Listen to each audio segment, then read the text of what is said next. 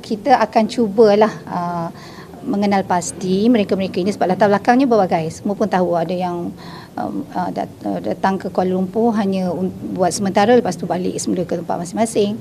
Ada yang contohnya mereka-mereka yang daripada UNHCR punya pelarian, ada juga yang ada penyakit mental, ada yang mereka yang penagih dadah dan pelbagai lagi. Jadi dalam operasi menyelamat ini biasanya kita libatkan semualah, termasuk JKM, AADK, MKN, KDN dan sebagainya, PDRM dan sebagainya, untuk memastikan kita ambil tindakan yang sebaiknya lah kepada gelandangan-gelandangan yang kita jumpai.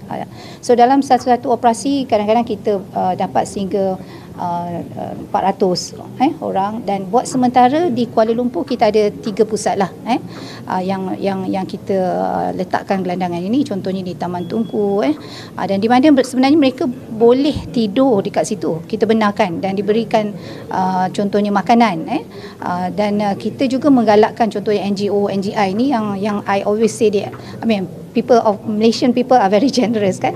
Jadi mereka boleh hantarkan makanan mereka di situ daripada mereka terus bagi kepada gelandangan yang mana boleh memberikan kesan yang lain lah. Contohnya mereka gelandangan ni ada yang dah mula pandai memilih makanan kemudian yang tak perlu tu mereka sepahkan dekat jalan raya dan sebagainya, dan ini memberi kesan kebersihan lah kepada bandaraya.